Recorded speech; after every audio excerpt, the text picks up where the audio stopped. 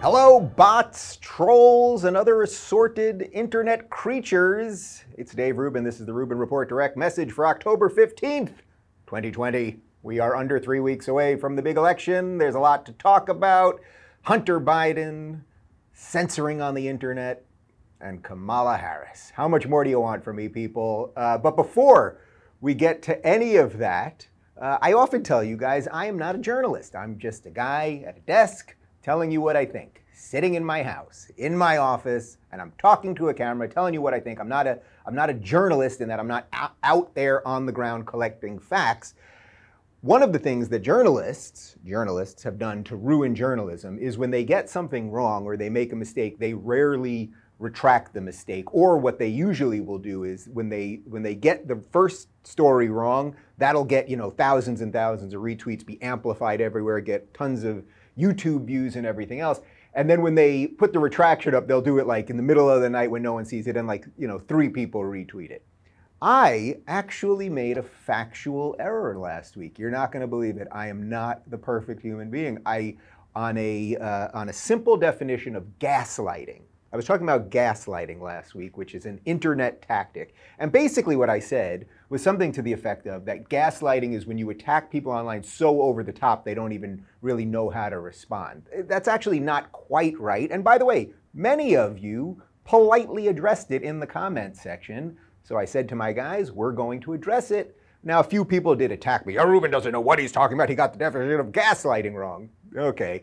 But actually, most people said, we like you, Dave. You dropped the ball on this one. A lot of people sent me links and the rest of it. So I do want to correct what the definition of gaslighting is. So the actual definition of gaslight is in reference to the 1944 movie, aptly titled Gaslight, which is to manipulate someone by psychological means into questioning their own sanity. That is actually the sort of internet 2020 definition of gaslight. When I was saying, oh, you just keep saying things that are so over the top, it's like people don't know how to respond. That seems like an offshoot. I would say that's an offshoot of gaslighting. But hey, I'm not the perfect human being, guys, and I just want you to know that. And that is the official definition of gaslighting. And by the way, this is what we see constantly when people are just railed and attacked by bots and trolls so that they don't even know what's real anymore, right? Like it's just sort of the culture of the internet as it is. But before we move on to the rest of the stories today, I want to talk to you guys about the Second Thoughts board game, the quick thinking versus fast talking party game. Second Thoughts is this year's new favorite party game that is sure to be a hit with your friends and family on your next game night. The play of the game calls for each team to quickly create a list of words for their opponents to decipher, leading to hilarious bepuzzlement and laughter. Simply put, it's a classical word game with a unique twist that allows players to personalize the content with their voluminous sense of wordsmithery or just their witty and warped imagination. Each round of Second Thoughts is a hilarious high-speed attempt to stump the other team. Both teams create a list of 5 things using the letters revealed from the colored dice. Be witty and wise, but don't take too long because time is not on your side. The amount of time it takes your team to create the list is exactly how much time your opponents get to guess them. Second Thoughts, the quick thinking versus fast talking party game. Get yours today at secondthoughtsthegame.com. That's secondthoughtsthegame.com or at your local Target store. And now back to me doing the show. All right, guys, so our 3 stories today, I think 2 of them are going to be pretty obvious in that we had to talk about them and they're sort of linked together. And then we just got a bananas clip of Kamala and Rachel Maddow. The big story yesterday was this New York Post story that came out that seems to reveal some things about Hunter Biden that a lot of people have kind of been talking about, but seems to now have some evidence, actual evidence behind it, and some emails because of a laptop that was owned by Hunter Biden that he dropped off at a store. So we're going to get to that. Now, ironically, that story, because it's about Hunter Biden and Joe Biden and all that, that's the type of story that, of course, would have been ignored by the mainstream media, regardless of how important it is, because it's a sort of anti-Biden story and it involves his son. Of course, the mainstream media would have ignored it. Now, of course, it goes without saying that if it had been Donald Trump Jr. doing something, using business relationships of his dad, even if his dad wasn't president at the time, of course, the media would be going crazy with it. But there is a reason that this story really caught on yesterday, and it's because of the second story that we're going to cover today, which is that Twitter started blocking the links to the New York Post story. And then what happened was several high-level people, including the White House press secretary, they were actually locked out of Twitter because they tried to post the story. You also couldn't even send the story in a direct message. That's the private messaging system that people who are following each other on Twitter have to communicate with each other privately. And you couldn't even post it there. So ironically, as big tech, and Facebook did some version of this too, where they were warning people about the story, as they tried to censor a story, what did they do? Well, they did the butterfly effect. And the butterfly effect, of course, is when by drawing attention to something, you're then amplifying the attention. You're saying, don't look there, it makes everyone look there. So then the story got bigger and bigger and bigger, and yesterday basically was everybody talking about Hunter Biden, and then that sort of shifted into something that obviously I've been talking about for years, which is the big tech censorship stuff. I know a little bit about that, and I actually had an exchange with the CEO of Twitter, Jack, yesterday, and I think he may end up regretting the exchange. I actually wasn't trying to get him, but we're going to show you the little exchange we had. And then finally, Kamala Harris was on Rachel Maddow, and they just laughed up a storm about that fly that was in Mike Pence's hair during the debate. And I want to show it to you because it is another one of these incidences where it's like, my God, that tall, orange, hair-plugged man is a million times more authentic than you people, and I don't know how that is. It's a strange science fiction story that we're living in. So there you go. Okay, before we do anything else, though, let's talk about Built Bar. Are you guys looking for a new protein bar that tastes like a candy bar? I've got one right here, by the way, and it's cookies and cream. I did peanut butter yesterday. I'm on the cookies and cream today. I've got just the brand for you guys. Built Bars are super tasty and come in 18 amazing flavors. My personal favorite is peanut butter, as I said, but I've got the cookies and cream today, and I do love the cookies and cream. They're covered in 100% chocolate, including both nut and nut-free flavors, and are soft and easy to chew. With Halloween just around the corner, it's easy to slip up, which is why Built Bars are the perfect alternative to candy for the health-conscious guy. And I like to think I'm a health-conscious guy. I can actually lose or maintain weight while indulging in a delicious treat. Built Bars are low-calorie, low sugar, high protein, and high fiber. And in the peanut butter one that I showed you guys yesterday, it's 20 G's of protein, 170 calories, 3 G's of sugar, 3 net carbs. Go to BuiltBar.com and use promo code Rubin, and you'll get 20% off your first order. Use promo code Rubin for 20% off at BuiltBar.com. Good for bars, Built Go, or Built Boost. And now back to me. Here we go.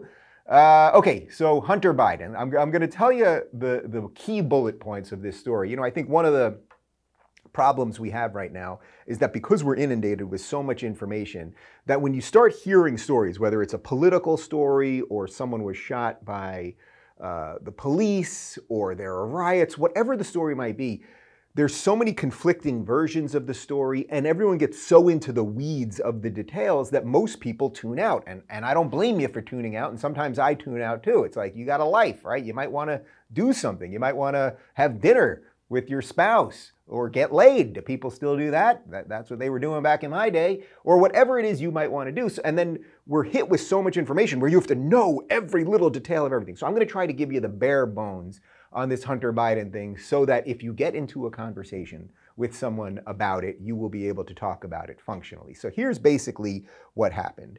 Hunter Biden dropped off a computer at a repair shop in Joe Biden's home state of Delaware in April of 2019. Okay, so this is about a year and a half ago, and that's according to the store's owner. The customer who brought in the water-damaged MacBook Pro, and we believe this to be Hunter Biden, never paid for the service, nor did he retrieve it or a hard drive where the contents of the laptop were stored. And the store owner also says that he repeatedly tried to contact the client.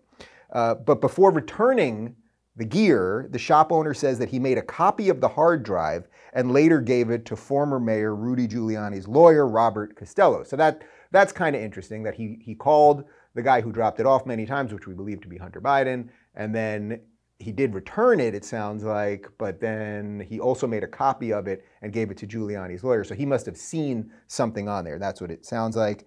And then what we should make note of here, and this is the sort of big part, is that Hunter Biden introduced his then vice president, father, Joe Biden, to a top executive at a Ukrainian energy firm less than a year before Joe Biden pressured government officials in Ukraine into firing the prosecutor who was investigating the company, according to emails that were obtained by the New York Post.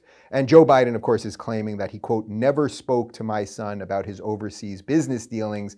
Of course, Hunter Biden was paid $50,000 a month by Burisma, which is this Ukrainian company, even though he had no expertise, right? He had no expertise whatsoever. So they were obviously buying access to his father. It's just obvious. And of course, many of you, I'm sure, have seen the video where Joe Biden is bragging and laughing about how he got the prosecutor fired. Otherwise, we were going to hold back all of this aid money.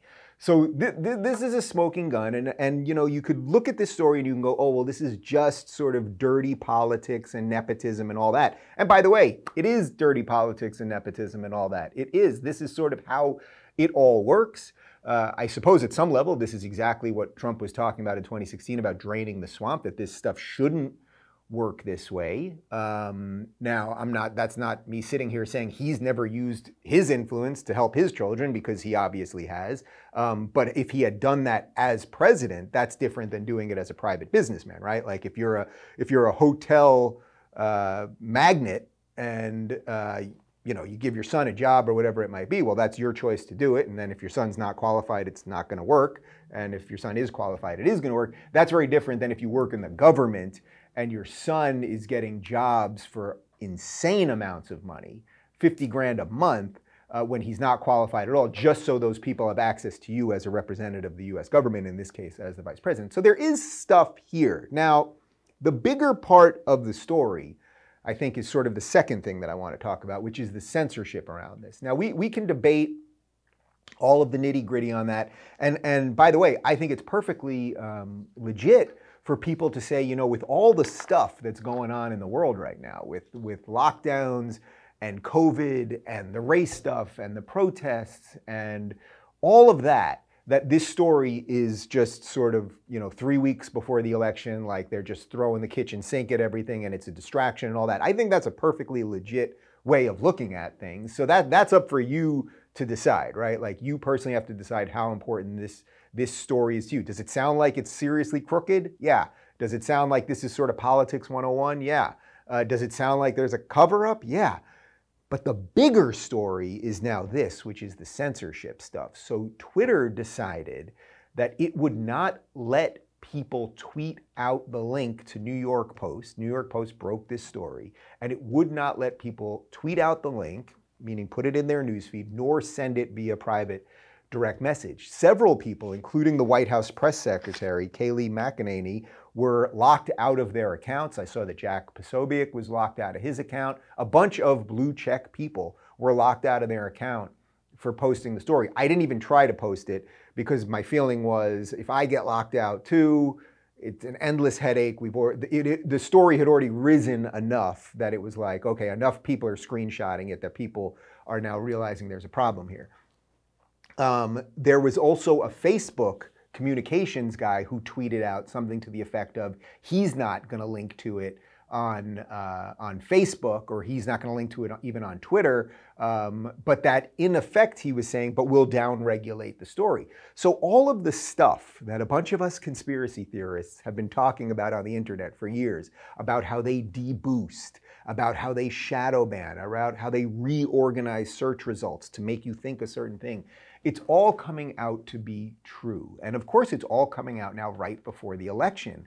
And you know, that is actually why when every 4 years they say, oh, this is the most important election of all time, this probably is, at least within modern times, because it's not just about the battle between, let's say, Trump, which represents some piece of America that we can recognize, versus the far left progressives, right? It's not just that. It's also how we're going to be able to get information going forward. Like, Trump is sort of the last stand against big tech.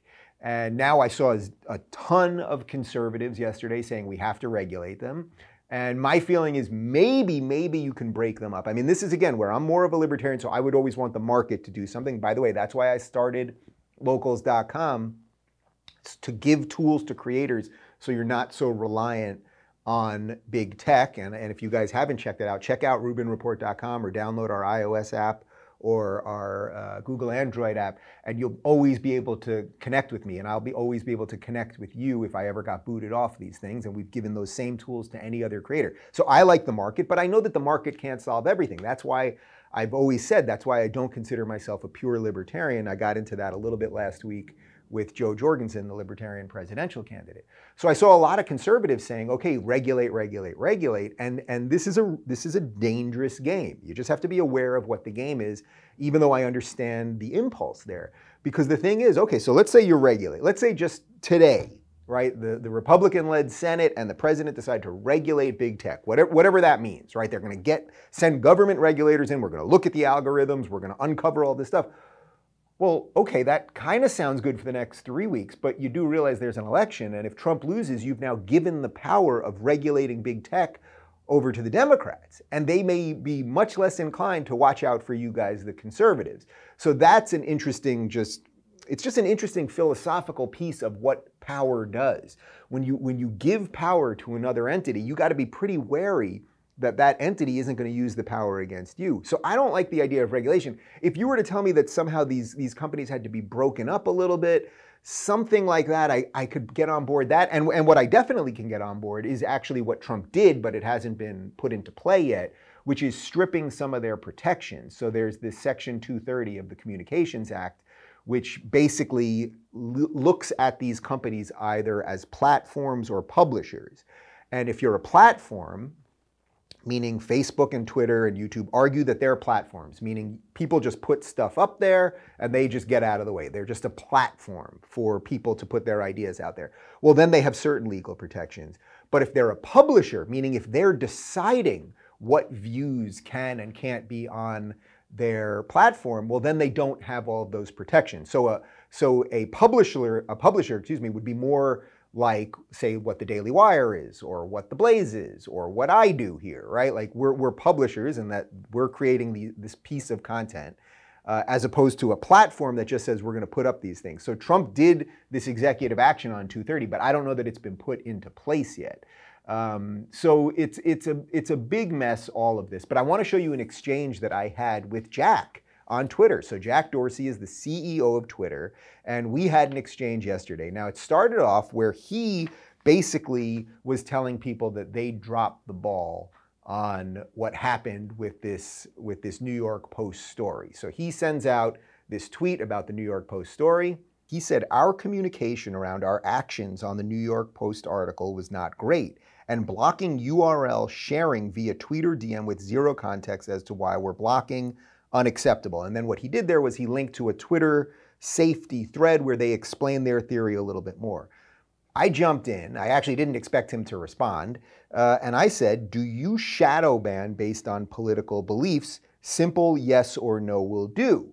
Now, Jack immediately responded and said no. Now, just to be clear, what shadow banning is, when people say shadow banning, what they mean is that when you sign up for Twitter, you expect you're getting a feed in chronological order, that you follow a certain set of people, and if they post something, it's going to be in your feed. Shadow banning is not that you've banned those people from Twitter, it's that sometimes their tweets just won't show up in the feed. Now, any of us that are in the game, and I suspect many of you are, in the game, meaning you tweet a lot, you talk to people online a lot, all that stuff, we know when sometimes things just simply don't get seen. And I have people that say it to me all the time, and you guys messaging me about how you're unsubscribed from my YouTube channel and the rest of it, okay? So I said, do you shadow ban based on political beliefs? Simple yes or no or do. Now, Jack immediately wrote back, no. Now, that's pretty interesting. So Jack is saying we don't shadow ban. Now, I think if I could have rewrote the tweet, I would have said, instead of "do you shadow ban," meaning you, Jack, I probably should have said, "does Twitter shadow ban?" Because he may just be playing some sort of linguistic trick here between you, meaning Jack, or Twitter as a company. Also, he's not under oath, so he can say, I suppose, whatever he wants to me, right? This isn't as if Congress asked him, "does Twitter shadow ban?" and then he lied. But the reason, I'm not trying to make this about me, the reason I think this is an interesting point is that if you look at the image that we show you where he says no, there's something known as the Twitter ratio, and this is where, you know, if you do something that really catches fire, that has meaning on Twitter, you get ratioed in a positive way, meaning you'll have, you know, thousands of retweets and probably even more likes, and generally very few comments, because people will just retweet. That's their way, and that's their way of saying, oh, I like this, this is funny, this is interesting, this is insightful, something like that. When you see a tweet that has tons and tons of replies, that usually means you got ratioed to hell because you lied, or you're being called out on something. As of us taping this right now, and this is probably significantly changed even just in the last little bit, there were almost 5,000 comments to Jack, basically virtually all of them. I mean, I did a scan, virtually all of them saying, "we don't believe you, you're a liar, you guys obviously shadow ban, you're playing with words," and the rest of it. I don't know what the answer is. I will just say one other thing on this. I'm not trying to make this about Jack Dorsey. I'm truly not. Jack did agree to do this show publicly and privately several times, and then his people they just seemingly wouldn't do it. That was actually right before he went on Joe Rogan, and I think that appearance was so terrible, probably for him and for Twitter, that they just, you know, you just kick the can down the road. Anyway, I mention all of this not to get in the weeds again on just like little Twitter back and forths and everything else. But the way the game is being played right now, it's like we are about, as I said, under 3 weeks away from a massive election. And it's not just that crazy stories are breaking. And again, it's for you to judge how important you think the Hunter Biden story is. It's that the companies that control the way we can receive information and share information, they've decided that they are the arbiters of what can and can't be shared. You know, the Twitter support thread on that I just referenced, that Jack retweeted, he talks about how they won't share certain stories if they're unauthorized and things like that. And it's like, well, you guys did share the Trump tax story, right, which was leaked. So we know that there's an asymmetry here. And I think what has happened is the people now, right, us, you guys, me, we've woken up enough that they're really losing control fast, and they've got basically 3 weeks to figure out how to recalibrate so that Biden becomes president, because this like the lockdowns and so many other things in our society are purely about Trump. It's just a freaking weird thing. Maybe we are in a simulation, who knows? But speaking of simulations, let me show you two humanoids. This is Kamala Harris, vice presidential candidate. She was on Rachel Maddow, and just check out these two genuine humans. But I just realized that I would kick myself if I didn't just ask you, before I let you go, if you noticed the fly on Vice President Pence's head at the time during the debate, or if that was something that only we could see it at home. Could you see it sitting next to him?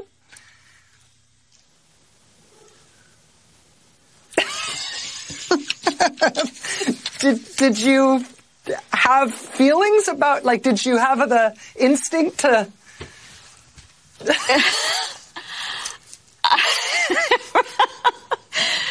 You know, Rachel, I think that it's important that we kind of find a way, all of us, to move on and, you know, kind of fly away from this subject onto something else. Yeah. Senator Harris, you are very kind. And let's just spare a thought right now for the people who have to write closed captions for this portion of the interview, and for those who have to transcribe it, because they're going to have no idea how to convey what we just communicated. Lord, the theater, the fake laughter, the staring at the camera, the inability to talk, it's just all gross. How Donald Trump is more authentic than these people. I mean, I've been saying it literally for a year. I've been saying it. It started really with Elizabeth Warren when she had that beer. Remember, she's on a webcam. I'm a get me a beer. And it's like, man, Trump dancing the YMCA like this is more authentic than all of you guys. It's just bananas. Anyway, I just thought that would be a funny way to end the show today. Hopefully you will see this. Unless we got shadow banned or deboosted or something else, make sure you're subscribed, guys, and click that notification bell so you actually see our videos. And perhaps more importantly, if you want to join us at RubinReport.com, if they ever take Dave out, that's where I'll be, and you'd be able to get notifications from me. And the rest of it, thanks for watching, everybody. The adventure continues.